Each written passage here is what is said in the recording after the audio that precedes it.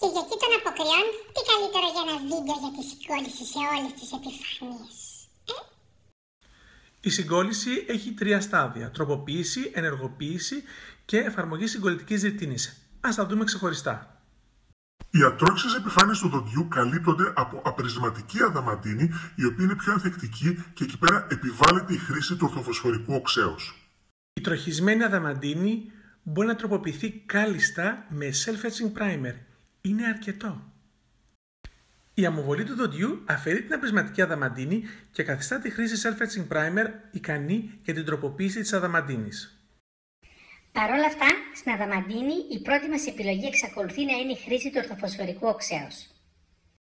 Στην οδοντίνη προτιμούμε self-etching primer για την τροποποίησή της, καθώς το ορθοφωσφορικό οξύ είναι μάλλον πιο ισχυρό από ό,τι θα θέλαμε, εντάξει? Σε σκληρωτική οδοντίνη μπορεί να γίνει αδροπήσιμο ορθοφωσφορικό οξύ ή να προηγηθεί ενδοστοματική αμοβολή και στη συνέχεια χρήση self-etching primer. Η σύνθετη ρητίνη τροποποιείται με αμοβολή με οξύδιο της αλουμίνας. Οι πορσελάνες με ιαλώδη μήτρα, όπως οι συνήθεις πορσελάνες, οι ενισχυμένες αστρίου και το διπηρητικό λίθιο, αδροποιούνται με χρήση ιδοφορικού οξέως. Οι πορσελάνες με κρυσταλλική μήτρα, όπως η αλουμίνα και το ζυρκόνιο, τροποποιούνται με αμοβολή με οξύδιο της αλουμίνας.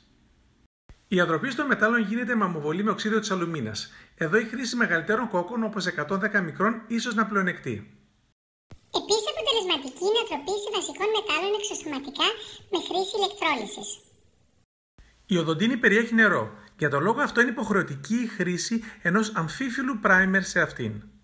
Η τροποποιημένη με ορθοφωσφορικό οξύ αδαμαντίνη σας φουγγάρι που θα ρουφήξει το συγκολλητικό παράγοντα, έτσι δεν έχει ανάγκη από ενεργοποίηση. Στην αδροποιημένη με ορθοφωσφορικό οξύ αδαμαντίνη επιβάλλεται η χρήση ενός αμφίφυλλου primer από τους συγκολλητικούς παράγοντες οδοντίνης όταν υπάρχει υγρασία εξαιτίας του μη καλού έλεγχου του χειρουργικού πεδίου. Οι σύνθετες ρητίνες ενεργοποιούνται με την εφαρμογή σιλανίου, το οποίο συνδέεται με το πυρίτιο το οποίο υπάρχει στη χημική του σύνθεση. Οι πορσελάνες με ιαλώδη μήτρα επίσης ενεργοποιούνται με εφαρμογή σιλανίου, το οποίο και εδώ συνδέεται με το πυρίτιο το οποίο υπάρχει στη χημική του σύνθεση. Οι πορσελάνες με κρυσταλλική μήτρα ενεργοποιούνται με την εφαρμογή primer, τα οποία ενώνονται με μεταλλικά ιόντα που υπάρχουν σε αυτές. Τα μέταλλα επίσης ενεργοποιούνται με την εφαρμογή primer, τα οποία ενώνονται με μεταλλικά ιόντα που έχουν στη σύνθεσή τους.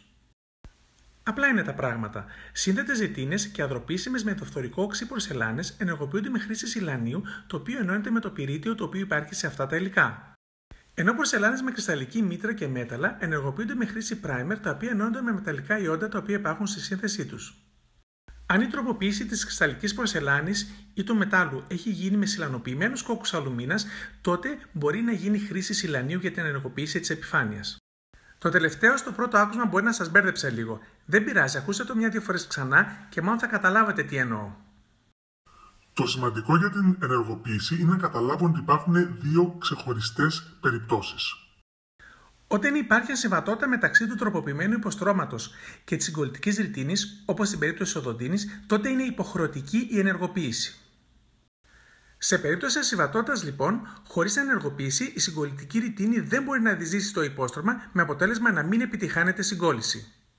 Όταν δεν υπάρχει ασυμβατότητα μεταξύ τροποποιημένου υποστρώματος και συγκολλητικής ρητίνης, όπως είναι σε όλες τις περιπτώσεις εκτός της οδοντίνης, τότε η ενεργοποίηση μας δίνει κάτι έξτρα χωρίς να είναι υποχρεωτική. Για τον λόγο αυτό, μην αυτόμαστε γόνες αν ξεχάσετε κάποια φορά τη χρήση σιλανίου ή κάποιο άλλο ή metal primer. Δεν θα έρθει καταστροφή, είναι ένα extra optional, εντάξει? Η τροποποιημένη οδοντίνη περιέχει νερό. Για τον λόγο αυτό η συγκολλητική ρητίνη πρέπει να είναι υδρόφιλη, να περιέχει δηλαδή αμφίφυλλα μόρια σαν και αυτά που υπήρχαν στο primer. Η αδαμαντίνη και τα υπόλοιπα υποστρώματα δεν περιέχουν νερό. Για τον λόγο αυτό είναι καλύτερη η εφαρμογή αμιγώς υδρόφοβης συγκολλητικής ρητίνης. Όταν υπάρχει νερό, όπως στην περίπτωση της οδοντίνης ή όταν δεν ελέγχεται ιδανικά το χειρουργικό πεδίο, τότε επιβάλλεται η χρήση υδρόφιλης συγκολλητικής ρητίνης των συγκολλητικών παραγόντων οδοντίνης. Σε όλα τα υποστρώματα, όταν υπάρχει ιδανικός έλεγχος χειρουργικού πεδίου, είναι καλύτερη η εφαρμογή υδρόφοβης συγκολλητικής ρητίνης, συγκολλητικού παράγοντα αδαμαντίνης που λέγαμε τον προηγούμενο αιώνα. Μην αυτομαστιγώνεστε λοιπόν αν βάλετε υδρόφιλη συγκολλητική ρητίνη από συγκολλητικό παράγοντα οδοντίνης και έτσι θα δουλέψει. Με την προϋπόθεση όμως ότι θα έχει γίνει σωστά προηγουμένως η τροποποίηση και ενεργοποίηση του υποστρώματος. Μην περιμένετε δηλαδή να βάλετε απλά συγκολλητικό παράγοντα πάνω σε ρητίνη, μέταλλο ή πορσελάνη και με κάποιο μαγικό τρόπο να κολλήσει. Δεν θα γίνει.